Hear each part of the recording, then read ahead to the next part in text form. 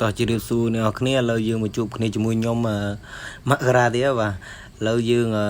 ទៅការថ្ងៃនេះម៉ូរៀងណែផ្លែតិចគ្នាអើយម៉ូរៀងណែស្វាហាប់គ្នាព្រោះយើងបានធ្វើណយទៅគេជូនខាងជន់ភាសាអ្នកគ្នា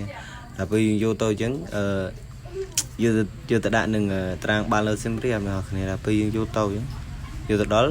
ថាប្រុងដាក់នោះម៉ូតូឲ្យគេដឹកឡានទៅដល់ពេលទៅដល់មានបានដឹកឡានទៅអ្នកគ្នាយើងថែមពីនោះម៉ូតូទៅទៀត2តន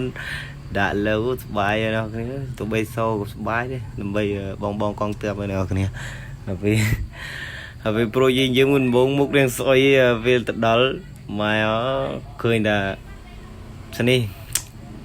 ឃើញតែគេចង់កាហ្វេអើយប្រូយើងមកឡើងព្រឺrồiគេប្រូយើងធ្វើហើយទៅប្រូយើងហើយនឹងខ្ញុំផងហើយក៏មានវីតាមីនប្រូរងមួយដែរដល់គ្នាហើយនឹងលបងភក្តីឥឡូវយើងដាក់ពីនេះតមកដាក់ពីផ្ទះតមកតឥឡូវយើងយកតមកតទៀតវា2តដល់គ្នាដល់យកទៅដល់អញ្ចឹងយើងជូនទៅខាងវត្តស្វាយធំទេលក្ខណៈចង់និយាយថាយកទៅដាក់នោះទាំង2តននៅខាងជាជនដែលជនភាសានោះ1តនដល់ពេលយើងយកទៅដល់យើងទៅលាក់ឯនោះ1តនទៀតដើម្បីយកទៅនៃអុយខាងវត្តដែលជែកជូនទៅបងទាហានដល់ពេល